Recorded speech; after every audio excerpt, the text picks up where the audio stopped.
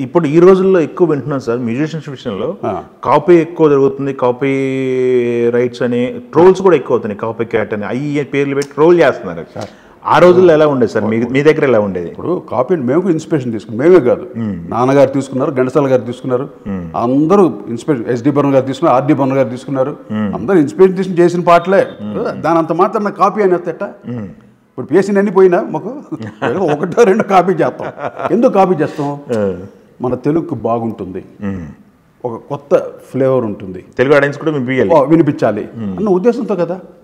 ఇప్పుడు దాంట్లో మంచి పాట ఉంది, ఇది మన ఆరాధనలో, ఆరాధన కాదు ఇది షర్మిలిలో,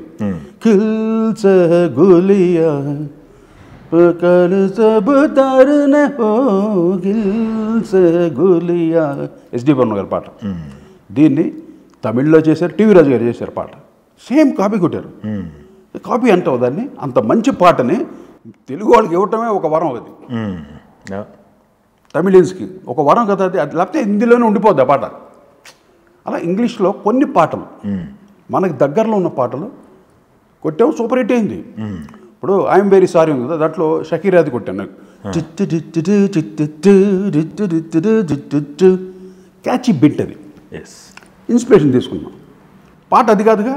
మళ్ళీ ఐఎమ్ వెరీ సారీ అన్నాగా వెయ్యసారి సరదాగా దరిదానా అయ్యో అయ్యో, మళ్ళీ అక్కడ అది పెట్టాం. అది ఇది కలిపి అలా చేయటం కొంచెం మన పాటగా ఉంటుంది. అవును, లేకపోతే మొత్తం ఆ ధోరణ అయిపోతుంది. అలాగా హబీబీ ఒకటి చేసిన సాంగ్, అది నడక కలిసిన నవరాత్రి సిగ్గుపడితే శివరాత్రి, మెగాస్టార్ సాంగ్. అది హిట్లర్లో చేసాం పాట. ఇది కూడా ఒక నైజీరియన్ సాంగ్, ఇన్స్పిరేషన్. ఓకే. ఆ అకార్డియన్ బిట్ కానీ ఆ గిటార్ బిట్ కానీ తీసుకుని చాలా బాగుంది ఆ బిట్. ఆ తర్వాత మిగతా వాళ్ళు చేయడానికి ట్రై చేశారు కానీ ఎవరికి కుదరలేదు.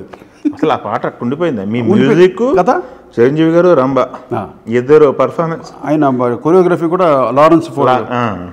ఎందుకు నిలబడంటే కాపీ కొట్టేసి దాని ఒక పేరు కొట్టడం కాదు, ఒక వెరైటీ ఉంటుంది. ఇప్పుడు ఆ పాట ఇప్పుడు ఎంత ఫ్రెష్గా ఉంది మనకి.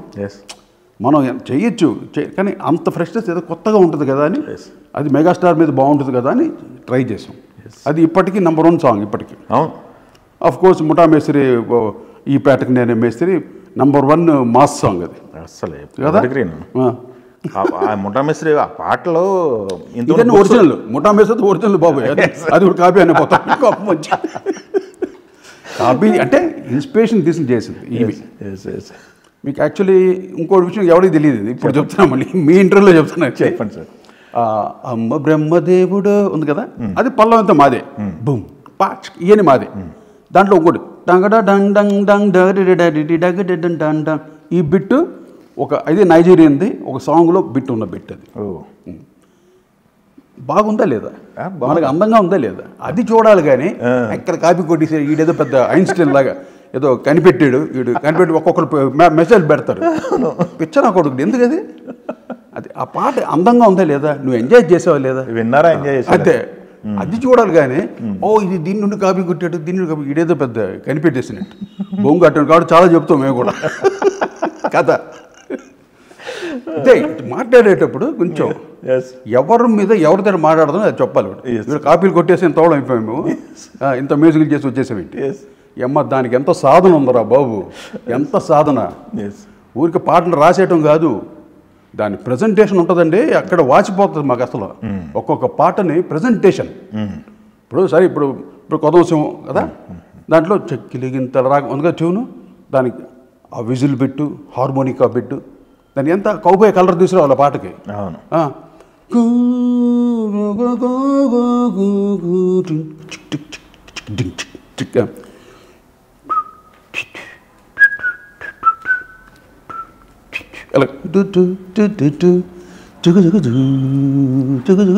ఇది విజిల్ ఎన్ని ఉంటుంది పాట అంటే చెక్కిలిగింతల రాగం అయిపోయిందా పాట.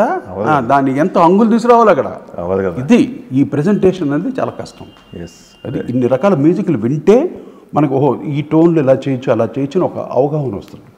అందువల్ల నేను మ్యూజిక్లు వింటాం ఎక్కువ. ద కలర్ ఆఫ్ మ్యూజిక్ చెప్పాను, Quincy Jones, Mackenna's Gold. Mackenna's Gold music ఒక అల్టిమేట్. సినిమా పెద్ద హిట్ కాకలే, అది బాక్స్ ఆఫీస్ కాదు అది, కానీ మ్యూజిక్ ఎక్స్ట్రాడినరీ. ఇదే మెకానిక్స్ గోల్డ్ మ్యూజిక్ ఇంట్లో మా ఇంట్లో మా అన్నయ్య దగ్గర క్వాడ్రోఫోనిక్ ఉండేది, 4 స్పీకర్లు, ఒక పెద్ద ఒక టేప్ ఉండేది, దాంట్లో మెకానిక్స్ గోల్డ్ సౌండ్ ట్రాక్ ఉండేది. దాన్ని ఇళయరాజా గారు కొనుక్కోవడానికి మా ఇంటికి వచ్చాడు. మా అన్నయ్య వాయించేవాళ్ళే ఇళయరాజా బేస్ గిటార్స్. తర్వాత నేను కూడా వాయించాను ఆయన దగ్గర. ఓకే. మా ఇంటికి వచ్చాడు. ఇంటికి వస్తే ఈ మ్యూజిక్ ప్లే చేసావు అంటే క్వాడ్రోఫోనిక్ 4 స్పీకర్లు వస్తుంది కదా, వినిపిస్తుంది. పా నా మ్యూజిక్ మా అప్పుడు మర్చిపోయింది దానికి. ఇళయరాజాకి ఆ మ్యూజిక్ విని ఆయన వెళ్ళలేదు అసలు. క్విన్సీ జోన్స్ అంటే ఆ మెకానిక్స్ గోల్డ్ సౌండ్ ట్రాక్ వెళ్ళలేదు ఆయన. వినేసి మతిపోయింది మా ఇంట్లోనే. సో వినేసి అది కొనుక్కొని తీసుకెళ్ళిపోయాడు అనుకో, అది నెక్స్ట్ థింగ్. అవునా? ఆయన తీసుకున్న తర్వాత మా అన్నయ్య ఆయనకి ఇచ్చేసాడు, అతనికి అమ్మేశాడు. మా అన్నయ్య ఎవరితో కొన్నాడు, వైద్యనాథన్ అని, ఎల్ వైద్యనాథన్ గారిని, ఎల్ శంకర్. విన్నా sir. L Vaidyanathan wonderful greatest, ఆయన కూడా మంచిగా అరేంజర్. ఆయన దగ్గర కొన్నాడు మా అన్నయ్య. కొని ఇళయరాజా గారికి అమ్మేటది. అప్పుడు ఆయన ఇంటికి వచ్చి విన్నప్పుడు ఆ మ్యూజిక్ అంటే పాప ఆయనకి కూడా వచ్చాడు ఆ మ్యూజిక్ అంటే, పా నమ్మదు అని అంత ఇదైపోయాడు ఆయన. అవును. అక్కడ నుండి చిన్నప్పుడు నుండి ఆ మ్యూజిక్ వింటున్నాం మేము. కరెక్ట్గా దొరికింది మాకు ఉదవసింహం, అందులో కుమ్మి పారేసాం అంతే. Excellent sir.